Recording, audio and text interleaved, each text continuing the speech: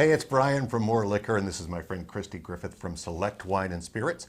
And we're here to do a video review of Gruet Brut Rosé. You probably read my review in the Cleveland County Lifestyle magazine where I recommended this as one of my spring wines.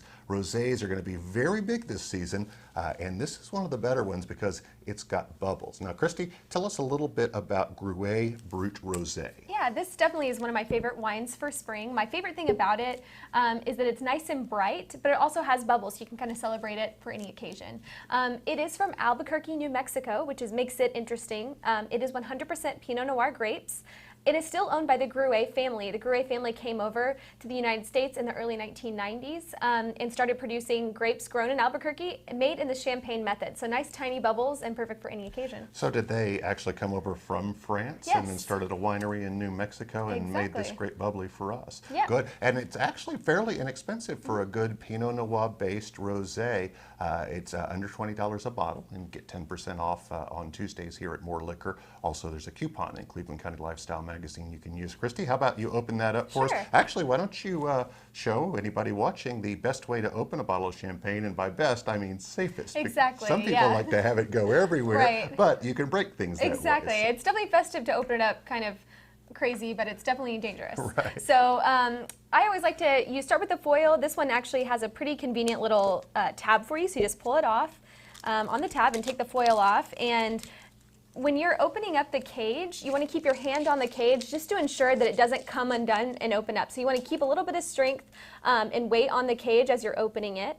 I always like to have some kind of towel handy, any kind of dish towel or whatever, and always point it away from you. So just switch hands here, but make sure that you have have the weight on the cage, and you just slowly, the easiest thing to do is to keep the cage secure and the cork secure and twist the bottle until you hear a pump, and there you go. Oh, excellent. Beautiful. Look at that. Yeah. Now, you may have noticed on camera that we've got a little nice condensation, some smoke coming out of Yeah. it. That is because we're drinking it chilled, which, by the way, rosés in general, I would recommend you drink chilled. I like mine refrigerator temperature, which leave it in the refrigerator overnight or put it in a bucket of ice, maybe if you need to get it done quick with some water. And another tip for you, if you add a little salt, it gets quicker, cold even quicker that way. So we've had this in the fridge all night long, and thanks for showing folks how to open that up. Yeah. And let's pour it, have a little sniff and a little swallow, and we'll let folks know what we smell and taste. And then, of course,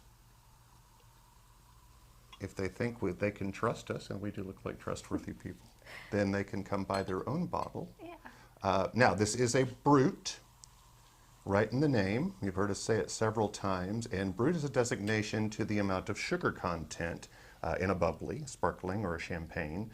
And that means that it's really, really dry. So there's very little sugar content in this, which if you're trying to avoid sugar, that's great. Or if you just happen to like more complex wines, something that really has some character to it, really look for the Brut, because sugar tends to hide some of the grapes. And you don't get that in this. You really get to taste the grape. Yeah, don't let the beautiful pink color fool you. It is, it's got some nice edge to it and really nice bright acidity. Good. So.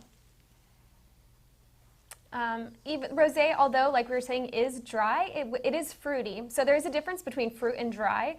So something can still be fruity and have fruit notes to it. Like this, for instance, has strawberry, raspberry notes, but it's still going to be dry on the palate. Yeah, so let's cheers. toast. Cheers.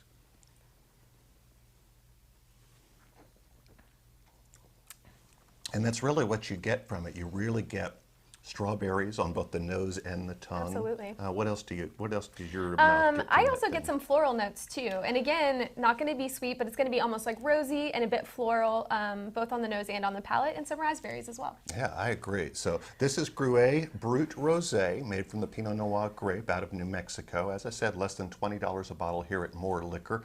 Is one of my picks for the wines of spring. Come by and get you a glass and get you a bottle and pour you a glass and enjoy it yourself out on the patio.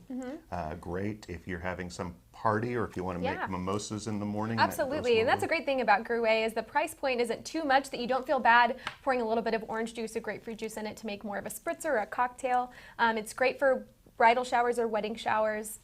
Any reason to celebrate, I'd say graduation parties, that type of thing.